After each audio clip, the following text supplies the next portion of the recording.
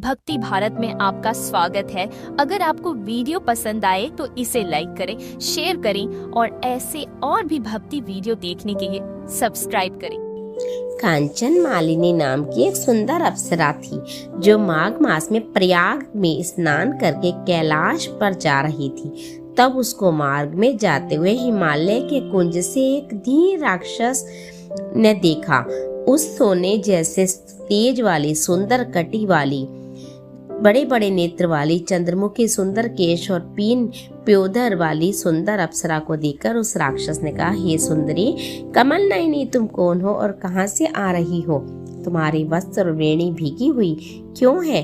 तुम आकाश मार्ग से कहां जाती हो और किस पुण्य के प्रताप से तुम्हारा शरीर ऐसा तेजस्वी और ऐसा मनोहर है? तुम्हारे गीले वस्त्र से मेरे मस्तक पर गिरे हुए एक बूंद जल से मेरे क्रूर मन को एकदम शांति प्राप्त हो गई। इसका कारण है तुम बड़ी शीलवती प्रतीत होती हो। इसका कारण मुझसे कही। अप्सरा ने कहा कि हे राक्षस सुनो, मैं काम रूपिणी अप्सरा हूँ। मैं प्रयाग में संगम में स्नान करके माघ आ रही हूँ। इसी से मेरे वस्त्र भीगे हैं। अब कैलाश पर जा रही हूँ जहाँ पर श्री शिव निवास करते हैं। त्रिवेणी के जल से मेरी सब क्रूरता दूर हो गई। जिसके पुण्य के प्रभाव से मैं सुंदर और पार्वती जी की प्रिय सखी हुई। जो आश्चर्य देने वाला उदाहरण मुझसे ब्रह्मा जी ने कहा था, सुनो। मैं कलिंग देश के राजा की वेश्या थी। रूप, लावण्य और सुंदरता में अपूर्व वेश्या थी। मेरी सुंदरता पर सारा नगर मोहित था और मैंने अनेक प्रकारों के भोग भोगे। अनेक प्रकार के वस्त्र और आभूषणों के घर में कोई कमी नहीं थी। कई कामी पुरुष आपस में स्पर्धा से ही मृत्यु को प्राप्त हो गए। इस तरह उस नगर में बड़ी सुंदरता से यौवन व्यतीत हुआ और वृद्धावस्था को प्राप्त हो गई। तब मेरे मन में विचार उत्पन्न हुआ कि मैंने सारी आयु पापों में ही व्यतीत की। धर्म का कोई कार्य, दान, तप, यज्ञ नहीं किया।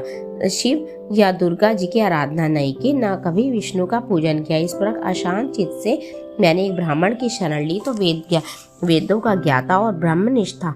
मैंने उनसे पूछा कि मेरा निस्तार किस प्रकार हो सकता है? महाराज, साधु सज्जन अच्छे और बुरे सभी प्रकार दया करते हैं, इसलिए मुझ दीन पर कृपा करके मुझे कीचड़ में डूबी हुई को पकड़कर उबारिए। क्षीर सागर क्या हंस को ही दूध देता है, बतख को नहीं देता?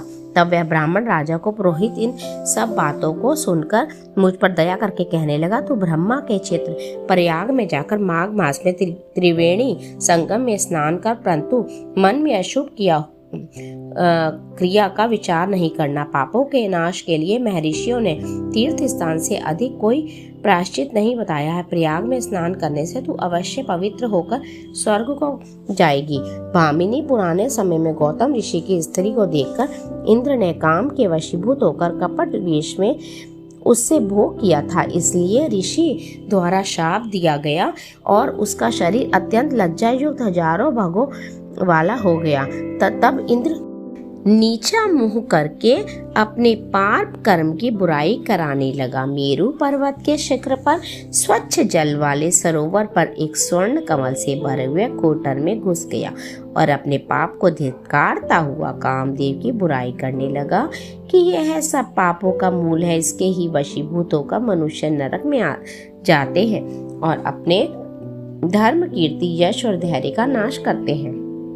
इंद्र ऐसा सोच रहा था। सो इंद्र के बिना सारा देवलोक शोभाहीन हो गया। तब देवता गंधर्व लोकपाल इंद्राणी के सहित ब्रह्मा जी से पूछने लगे कि महाराज, इंद्र के न रहने पर स्वर्ग ऐसा शोभाहीन हो गया है जैसे सतपुत्र के बिना श्रेष्ठ कुल। इसलिए स्वर्ग की शोभा के लिए कोई क्रिया सोचिए। इस विषय में देर नहीं लगानी चाहिए। तब बृहस्पति जी कहने लगे, इंद्र के बिना सोचे विचारे जो कर्म किया है उसका फल भोग रहा है, सो वह कहाँ है मैं यह जानता हूँ। फिर गुरु जी ने सबको साथ लेकर स्वर्ण कमलों से युक्त बड़े सरोवर में इंद्र को देखा, जिसका मुख मलिन और आंखें बंद थी। तब इंद्र ने बृहस्पति जी के चरणों को पकड़कर कहा कि इस पाप से उद्धार करके आप मेरी रक्षा कीजिए। तब बृहस्पति जी ने इंद्र से कहा कि प्रयाग में स्नान करने से ही तुम पाप मुक्त हो जाओगे।